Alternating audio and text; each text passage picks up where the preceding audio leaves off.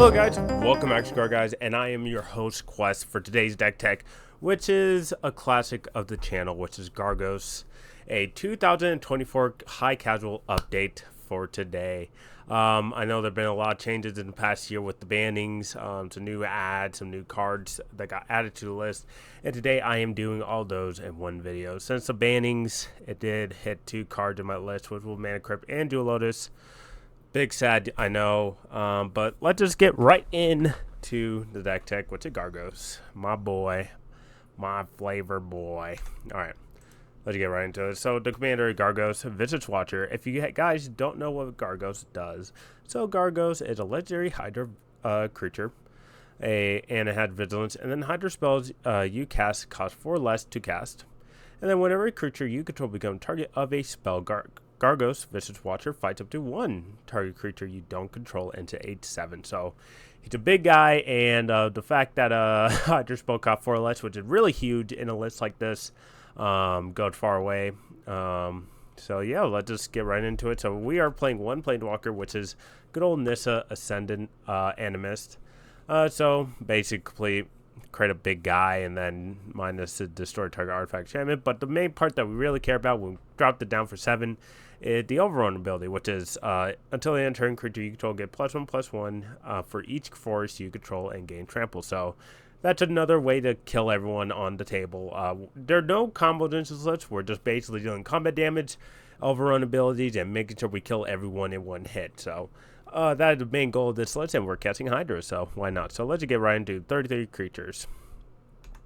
So the 33 creatures are Allosaur Shepherd, Apex Devastator, Benevolent Hydra, Defiler Villager, Dried Arbor, Fanatic Aronis, Genesis Hydra, Goldvein Hydra, and Hungering Hydra. So let's just talk about the Hydras here. Apex Devastator, just a really nice top-end Hydra there, just 6 mana, and then you get a Cascade 4 times.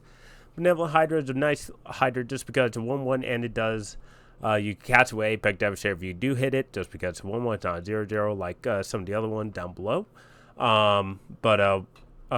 Enter battlefield with X plus 1 counter on it, and then if one or more counters will be put it on another creature you control. That many +1 counters on it instead, so it gets an extra one. Then you remove a counter, put another +1/+1 counter on another target creature you control. So pretty nice there. And then we got the Flyer Villager. Oh wait, that's not Hydra. Sorry. Let me move back. And then we've got Genesis Hydra, which is just revealed the top X card, and then you may of your library, and you may put a non-land permanent card with current cost X or less from among them onto the battlefield, and then put the right thing to your library or shuffle, and then he gets +X or counters equal to the X. So before, basically, they'll just be a free 4 for all these Hydras, and then you could add how much you want to put in it. And then we've got Goldvein Hydra, which is one new card from Thunder Junction, which I was so happy this card was mono green. I was like, oh, it's going to be like green red, green white, and I was like, man, it's going to suck, but I was very happy that they made it green. So Vigilance, Trample, and Haste, really strong. And then Goldvein Hydra enters battlefield with X +1 count on it, and then when Goldvein Hydra dies, create a number of tapped treasure tokens equal to its power. So really powerful card, very aggressive in the early game or even late game as well. Just big fatty, just start swinging at people, and you get a great treasure when it dies. So really nice on the mana, so that's pretty nice there. And we've got Hungering Hydra, which is just a nice 1 mana, just X Hydra. The abilities doesn't really matter, so, but whenever it dealt damage, put that many +1 counted on it, so pretty nice. And then Hungry Hydra can't be blocked by more than 1 creature, so pretty okay Hydra there, in my opinion. But then let's talk about the other creatures here. We got Allosaur Shepherd, which makes sure our green spells don't get countered or messed with when we're trying to Hydra Storm off. And then we've got Fanatic Aronos, which adds 1 green, and then Ferocious, which adds 4 green if you control power 4 or greater, which is really nice. It adds Eternalize as well. If it dies, we can bring it back. And then we've got Dried Arbor here because we were playing Green Sun Zenith, so we get that early. And we're playing Defile Vigor, which is really nice because as a low cost To cast green permanent spells, you may pay 2 life. Those spells cost green less. So basically just replacing 1 of the green mana into a Phyrexian. You pay 2, and then whenever you catch a green permanent spell, put 1 counter on each creature you control, which is really nice for this type of build. So let's just move on to the next creatures here. Hydra Brewmaster, Hydra Omnivore, Iron Scale Hydra, Colonial Hydra, my bad. I don't know why it's in a different language. But it's Colonial Hydra, Kadama of the West Tree, Life Blood Hydra, Linerite Tribe, Managorger Hydra, and Mistcutter Hydra. So a lot of these are Hydras. Let's get right into it. Hydra Brewmaster, just a big old 7/7 for 2 mana. And then we got Monsters, which puts more Hydra on battlefield for tokens. Hydra Omnivore, which whenever it deals common damage to an opponent, it deals that much damage to each other opponent. And then we got Iron Scale Hydra. If a creature would deal combat damage to Iron Scale Hydra, or combat damage, not combat, or combat damage. Ugh. Combat damage to Iron Scale Hydra, prevent that damage, and put a 1/1 counter on Higher Scale Hydra. So it gets big, but it's 2 mana. And we got Colonial Hydra, which is when it enters battlefield, put 4 1/1 counters on it, and then when it swings, double any amount of +1 counters on any permanent you control or creature. I believe it's creature or opponent, but oh yeah, let me just look that up real quick, folks. Colonial Hydra. Oh, here he is. Yeah, that's a weird things. Oh yeah, so double the no. Oh yeah, just creatures. So we're good. We're just creatures, not permanents, but it just creatures there. And then we also played Lifeblood Hydra, which is 3 green and X. When it dies, you gain X life and you draw X cards equal to its power. So you gotta make it 4, 5, 6, 7, or how much mana you put in it. And then we're also playing Managorger Hydra, which is a really powerful card. Whenever a player casts a spell, put 1/1 counter on Managorger Hydra, so it gets really big really quick. Mistcutter Hydra can't be countered, and then has haste and protection for blue, and enters the battlefield with X +1 counters on it. And let's talk about the non-hydras in here, which is Lino Tribe, which is just mana, and then Kadama the West Tree, which modified creatures you control have trample, and then whenever a modified creature you control deals combat damage to players, search your library for a basic land card and put it onto a battlefield, tap, and shuffle. So pretty nice there. So let's move on to the next page here, which is Nisian Wild Ravager, Neverwinter Hydra, Nyxborn Hydra, Pathbreaker Ibex, Phyrexian Hydra, Plukernos, a World Eater, Primordial Hydra, Rampant Rejuvenator, and Radon, Behemoth Caller. So, Nisian Wild Ravager, which is a nice removal spell, or just a big 12/12 because the tribute, when under battlefield, tribute has been paid. Get to fight another target creature. Neverwinter Hydra, which is just a big fatty for 2 green. Since it's 4 less, you're getting 2 X's off of it, so you're rolling 2 D6s, depending on how big it is. It just could be a 12/12 trample with Ward 4, or it could be something less. So, and then we're playing Nyxborn Hydra, which is one new card from Mono Horizon 3. I have Bestow for 2 green and X. And then I had Recent Trample, Nyxborn Hydra enter battlefield with X +1 counter on it, or if Enchantment gets +1/+1 for each +1/+1 counter on Nyxborn Hydra and Reach and Trample. So pretty nice for our commander. We could give our commander Trample and Reach and make it big enough so we could kill someone with commander damage. Then we're playing Phyrexian Hydra, which is Infect, and then damage will be dealt, put number Negro counters on it, so pretty nice there. Plukernos, good old fight Hydra. When Plukernos becomes monstrous, it deals X damage divided as you choose among the number of target creatures your opponent controls, and each of those creatures deal damage equal to its power to Plukernos. So basically just a big fight, kill everything. Primordial Hydra, one of my favorite Hydras in this list. I'm excited that it got a secret lair treatment just like Gargos. So basically Primordial Hydra enter battlefield +1/+1 counter on it, and then at the beginning of your upkeep double the number of +1 counters on it, and then if Primordial Hydra has trample as long as there are 10 or more counters on Primordial Hydra. And then we've got Rampant Rejuvenator, which enter battlefield 2, +1 counter on it. And then when it dies, search your library for X basic lands, where X is number equal to its power, so you get 2 or more, depending on how big the board is going to get and how many punch spells and stuff like that. And we've got Radon, or Runadi. not Radon, my bad. Behemoth Collar. Whenever you cast a creature spell with mana value 5 or greater, that creature in the battlefield with X additional +1 counter on it, where X is -4. And then creatures you control with 3 more counters on it have haste, and then tap 1 green. So pretty good there, since all creatures are pretty big. And then we're playing Pathbreaker Ibex, which is a nice overrun effect. Last but not least, the last slide here, which is Zavala, Heart of Wilds, Steelbane Hydra, Toski, non-hydra versus Hydra, and Whiptongue Hydra, the OG. So I'm going to just talk right into Whiptongue Hydra. Whiptongue Hydra is a really powerful guard against all flying creatures. Just a really nice top end 2 mana. Alright, goodbye flyers. I don't want to die to you, you know.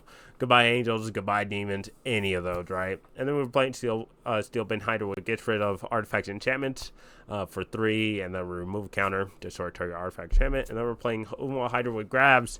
Any land enter battlefield tap for us, and then equal to power number of lands you control, which is really good. We grab Nykthos Shrine or Sifting Woodland or something that we need during that time. And then we're playing versus Hydra as well, which is a nice fight, or we could just double. I normally just fight something that I don't like on a battlefield.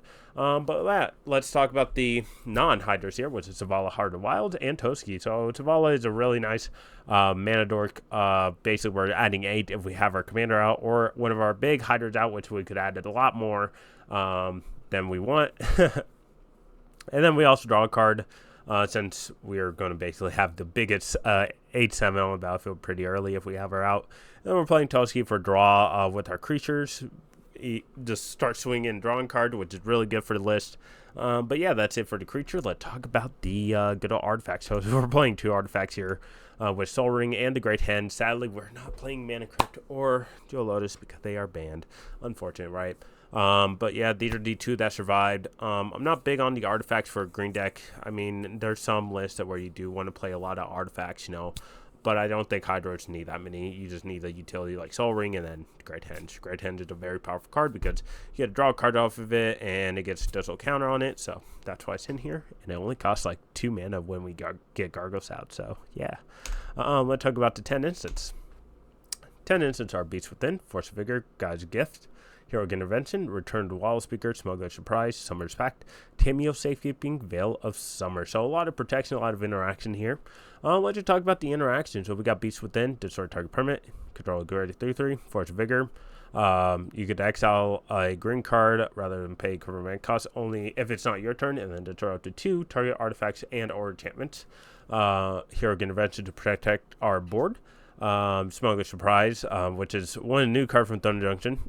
We don't really care about the first 2 modes. They're alright, but we only care about one of them, which is creatures you control with power 4 or greater gain hexproof and indestructible to the end turn. So basically got Heroic Intervention for another Heroic Intervention, just that it only affects creature with power 4 or greater, which is fine.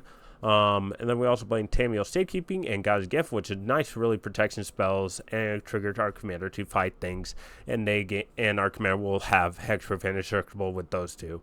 And then we're also playing Veil of Summer to protect ourselves from counters or black spells as well.